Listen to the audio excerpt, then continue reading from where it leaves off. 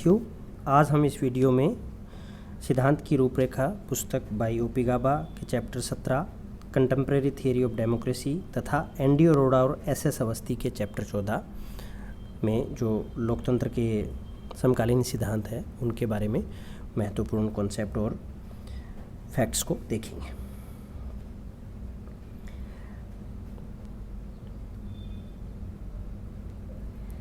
जो liberal views हैं, liberal views हम सबको पता है कि जो लिबरल आइडियोलॉजी है वो सबसे ज़्यादा फ्लेक्सिबल आइडियोलॉजी रही है। समय के साथ उसमें जितने ज़्यादा वेरिएंट्स और जितने ज़्यादा रूप लिबरलिज्म और लिबरल आइडियाज़ में मिलते हैं उतने किसी अन्य आइडियाज़ में नहीं हैं। तो लिबरल व्यूज़ में डेमोक्रेसी के बारे में जो सिद्धांत हैं उनको हम 3 वर्गों में बांट सकते हैं: elite theory, pluralist theory of democracy और पार्टिसिपेटरी डेमोक्रेसी। एलीट थियरी के जो प्रवर्तक हैं या समर्थक हैं मैनहाइम, शुम्पीटर, रेमो और सार्टोरी।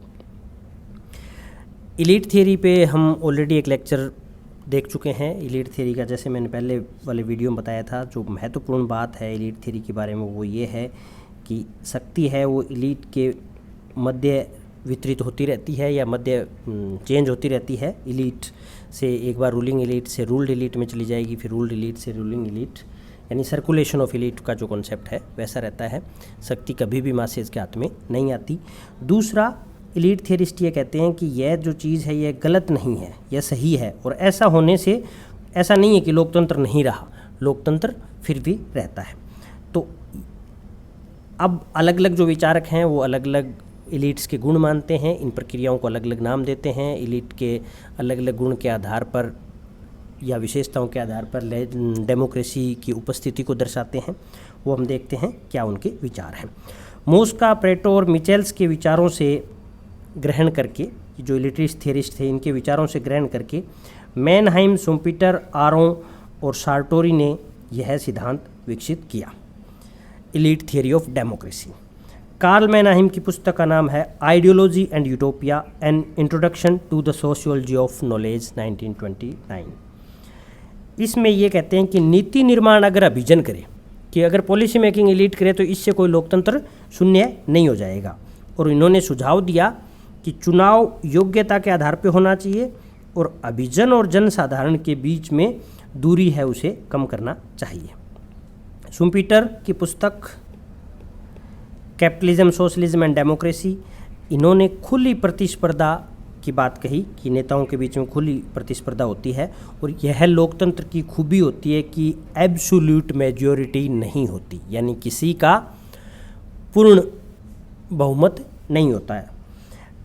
रेमो, social structure and ruling class, social structure and ruling class, इसमें इन्होंने लोकतंत्र और अन्य प्रणालियों से अभिजन में बुनियादी अंतर होता है कि अन्य सारी प्रणालियों में अभिजन होते हैं, अभिजन यूनिवर्सल है, लेकिन लोकतंत्र के जो अभिजन है वो अन्य प्रणालियों की तुलना में अलग होते हैं। अन्य प्रणालियों में अभिजन की मोनोपोली होती है, यानी अभिजन की मनमर्जी चलती है। एक तरीके से यूँ कहिए कि अभिजन जैसा चाहते हैं वैसा ही होता है, या अभिजन एकल वर्ग होता है। वहीं लोकतंत्र में अभिजन की बहुलता होती है, एब्सोल्यूट अथॉरिटी नहीं होती है। ऐसा नहीं है कि उनकी जो शक्ति है वो किसी अन्य चीज़ पर डिपेंड नहीं है, यानी मनमाफिक नहीं है, उस पर भी नियंत्रण होते हैं, उस पर भी चेक एंड बैलेंसेज होते हैं, नियंत्रण व संतुलन होता है। सार्टोरी ने डेमोक्रेटिक थियरी 1959, सही नेतृत्व महत्वपूर्ण है और वह मिलता है अभिजन से। यानी देखिए किस प्रकार से इन्होंने कि एक तरीके से लीडरशिप, यानी गुड लीडरशिप, और गुड लीडरशिप कौन दे सकता है?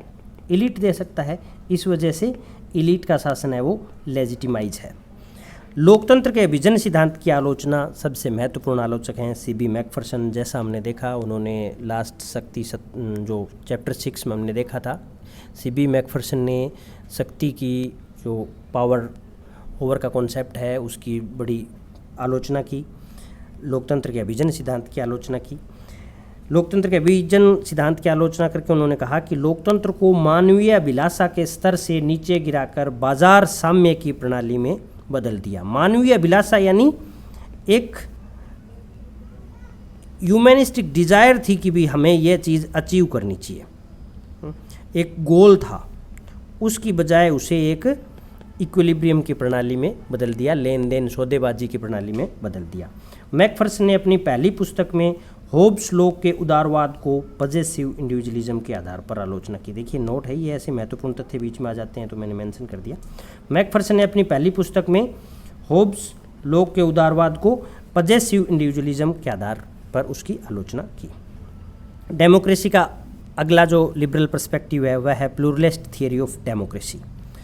देखिए राजनीतिक सिद्धांत में बहुलवाद का जो विकास है वह अमेरिका में 40 और 50 के दशक में आरंभ होता है और यह अभिजन सिद्धांत के प्रति प्रतिक्रिया से उत्पन्न हुआ। अभिजन सिद्धांत ने यह दावा किया कि शक्ति सिर्फ अभिजन में रहती है और यह सही है, तो उस सिद्धांत के प्रतिक्रिया के रूप में बहुलवादी आए। अभिजनवादी शुम्पीटर और आरों दोनों बहुजन की बहुलता की बात करते हैं, प्लूरैलिटी ऑफ इलीट्स की बात करते हैं। और उसके बाद में डहेल 1956 ए प्रीफेस टू डेमोक्रेटिक थियरी में उन्होंने पोलियार्की नाम दिया। पोलियार्की यानी समूह बने होते हैं और इन समूहों के मध्य कंपटीशन चलता रहता है। तो ऐसा नहीं है कि शक्ति है वो हमेशा किसी एक एलीट वर्ग के हाथ में रहती है या किसी एक वर्ग विशेष के हाथ में रहती है, और इस कंपटीशन को फेयर मान करके डहेल ने इसे लेजिटिमाइज किया। हालांकि 1982 में इन्होंने माना कि भी ये जो ग्रुप्स होते हैं इनके बीच में शक्ति समान नहीं होती, इसे डिफॉर्म्ड पोलियार्की भी कहा गया। लोकतांत्रिक समाज में नीति निर्माण की प्रक्रिया ऊपर से देखने से कितनी केंद्रीकृत लगे, लेकिन वो अत्यधिक विकेंद्रीकृत होती है, ऐसा डहेल ने पोलियार्की के आधार पर समझाया। डहेल की आलोचना होती है कि वो ये मानकर चलते हैं कि सभी समूह बराबर सजग, संगठित और सक्रिय होते हैं, जबकि ऐसा नहीं होता। बहुलवाद एकलवाद की विरुद्ध प्रतिक्रिया के रूप में उभरा, हमने देख लिया। Figgis, Maitland, GDH Cole, Robson, Lindsay, Barker, एजलास्की, CB RM मैकाइवर और अमेरिका में ट्रूमैन, बेंटले, डहेल और लिंड्सब्लॉम, ये महत्वपूर्ण नाम हैं। और किस प्रकार से बहुलवाद के स्वरूप अलग अलग हुए। जैसे क्लासिकल प्लूरलिज्म है, क्लासिकल प्लूरलिज्म ये कहता है कि समूह होते हैं और उनमें आपसी प्रतिस्पर्धा होती है और ये प्रतिस्पर्धा फेयर होती है, और फेयर प्रतिस्पर्धा के परिणाम स्वरूप शक्ति मोर और लेस बराबर विभाजित होती है और सरकार का काम इनके बीच में मध्यस्थता करना मात्र है। वहीं रिफॉर्म्ड प्लूरलिज्म यानी कुछ समय के बाद में प्लूरलिज्म का रिफॉर्म्ड वर्जन आता है, वो ये कहते हैं कि कुछ समूह अन्य समूह की तुलना में ज़्यादा प्रिविलेज्ड होते हैं, यानी उनके पास शक्ति ज़्यादा होती है, उनके पास शक्ति के साधनों की पहुंच ज़्यादा होती है और सरकार का कार्य समूहों को निर्णय सुनाना है, लेकिन सबके साथ समान व्यवहार नहीं। नियो प्लूरलिज्म ये कहते हैं, यानी उस बात को और अच्छे से स्वीकार करते हैं कि सभी समूहों के बीच में शक्ति बराबर नहीं होती, और ये मानते हैं कि व्यवसायियों के समूह हैं वो ज़्यादा ऑर्गेनाइज्ड हैं और उनके पास ज़्यादा शक्ति है। सरकार बिजनेस के हितों के हाथ का उपकरण बन गई है। तो ये एक तरीके से बहुलवाद का क्रमिक विकास है। एलिटिस्ट और प्लूरलिस्ट जो नोशन है वो किस प्रकार से देखते हैं, उनके जो ह्यूमन नेचर से रिलेटेड ऑर्गेनाइजेशन, मासेज, सोसाइटी, इनको लेकर के क्या व्यूज़ हैं देखते हैं। एलिटिस्ट हैं वो मासेज के प्रति उनका जो नज़रिया है वो नकारात्मक है, बहुत ही घृणित सा है। वो ये जैसे थियरी ऑफ मास माइंड है, वो मानते हैं कि ये आलसी होते हैं, आक्रमणे होते हैं, इनमें कोई ऐसा विशेष गुण नहीं होता, जबकि एलीट को वो इतना गुणी मानते हैं। वहीं प्लूरलिस्ट का मासेज के प्रति ये मानना है कि विभिन्न समूह होते हैं जो शक्ति के लिए संघर्ष में लगे रहते हैं और यह उसको लोकतांत्रिक बनाता है। एलिटिस्ट फ्रेगमेंटेड सोसाइटी में विश्वास करते हैं, कहते हैं कि ऐसा नहीं है कि सारे समूह बराबर शक्तिशाली होते हैं। शक्ति प्रभुत्वशाली या सापेक्षिक रूप से यूनाइटेड समूह के पास रहती है, ऐसा एलिटिस्ट मानते हैं। वहीं प्लूरलिस्ट कहते हैं कि राज्य विभिन्न समूहों के प्रति रेस्पॉन्सिव होते हैं और शक्ति समूहों के पास रहती है।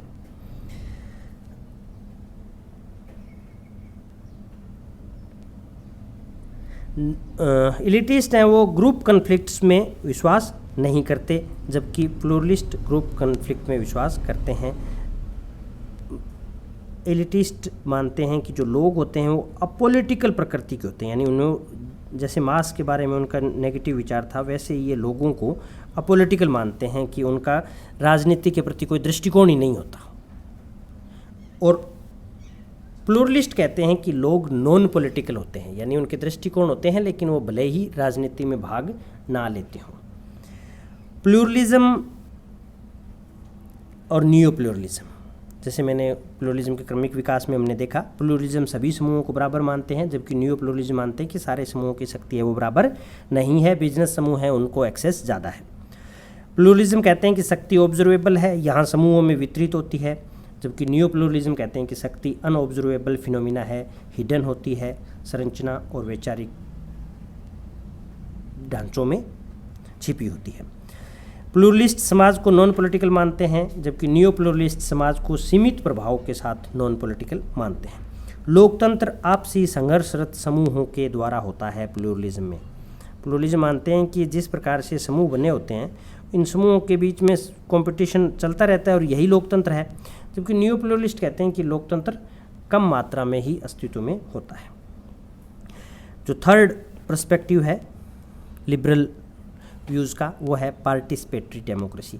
देखिए कई बार आप जो रिप्रेजेंटेटिव डेमोक्रेसी का कॉन्सेप्ट आपने मान लो पढ़ा हो, तो हम देखते हैं कि उसमें भी राइट टू वोट और इन सब की बात होती है, उनको महत्वपूर्ण माना जाता है। पार्टिसिपेटरी डेमोक्रेसी इस सेंस में अलग है कि पार्टिसिपेटरी डेमोक्रेसी पार्टिसिपेशन यानी सहभागिता को एक साध्य मानती है, ना कि साधन। वहीं रिप्रेजेंटेटिव डेमोक्रेसी पार्टिसिपेशन को क्या मानती है? साधन मानती है, जबकि साध्य इसका क्या है? उत्तरदायी सरकार। तो इसीलिए इस अर्थ में ही अलग है। ये कहते हैं कि पार्टिसिपेशन अपने आप में एक साध्य है और यह अचीव करना चाहिए, और पार्टिसिपेशन होने मात्र से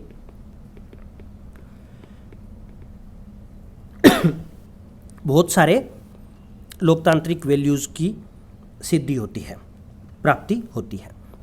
तो इसके जो गुण सूत्र हैं या बीज फॉर्म में, ये जैसे रूसो से स्टार्ट कर सकते हैं। रूसो ने इसका समर्थन किया। कैरोल पैटमैन, उनकी रचना है पार्टिसिपेशन एंड डेमोक्रेटिक थियरी, 1970 में आई। Sexual contract, the problem of political obligation, a critique of liberal theory, 1985। CB Macpherson, the life and times of liberal democracy. Participatory democracy के बारे में अगर आप और ज़्यादा पढ़ना चाहते हैं, और ज़्यादा समझ विकसित करना चाहते हैं, तो आप एनडी अरोड़ा और एस अवस्थी की पुस्तक पढ़ सकते हैं। उस पुस्तक में अच्छा दिया है। मैंने आपको ऑब्जेक्टिव एग्जाम के पॉइंट ऑफ व्यू से समझाया है। ये जो इम्पोर्टेंट डेफिनेशन है उनका लिंक लिखा है कि सीडी बंस डेमोक्रेसी को सेल्फ गवर्नमेंट से कंपेयर करते हैं, वहीं लेकी है वो गवर्नमेंट डेमोक्रेसी को government of poorest, most ignorant and most incapable लोगों का शासन मानते हैं। ये क्लासिक लोकतंत्र की परिभाषाएं हैं। डेविड हेल्ड की पुस्तक मॉडल ऑफ डेमोक्रेसी, 1987, इसमें इन्होंने 9 मॉडल्स की बात की। देखिए महत्वपूर्ण पुस्तक है, तो ये ऑब्जेक्टिव क्वेश्चन बन सकता है कि निम्नलिखित में से कौन सा डेविड हेल्ड ने मॉडल नहीं माना। तो ये मॉडल हैं क्लासिकल डेमोक्रेसी, जिसमें पार्टिसिपेशन प्लस इक्वालिटी की बात थी। Protective democracy, John Locke, Madison, Bentham, Mill, ये हैं जो मानते हैं कि लोकतंत्र से प्राय protection of right and liberty है। तीसरा है radical model of developmental democracy और डेवलपमेंटल डेमोक्रेसी, तीसरे के 2 भाग हैं। चौथा है direct democracy and end of politics, 5वां कॉम्पिटिटिव एलिटिस्ट, 6ठा प्लूरलिस्ट, 7वां लीगल, 8वां पार्टिसिपेटरी और 9वां है डेमोक्रेटिक ऑटोनमी। और सबसे महत्वपूर्ण, हेल्ड ने जो 9th डेमोक्रेटिक ऑटोनमी है उसका समर्थन किया था। देखिए ये एक ऐसी पुस्तक है, इसके बारे में एक बार जैसी जोरी सर ने कोचिंग में कहा था कि अगर ये नहीं पढ़ी तो कुछ भी नहीं पढ़ा।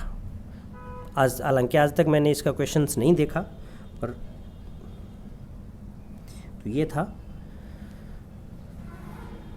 लोकतंत्र के समकालीन सिद्धांत।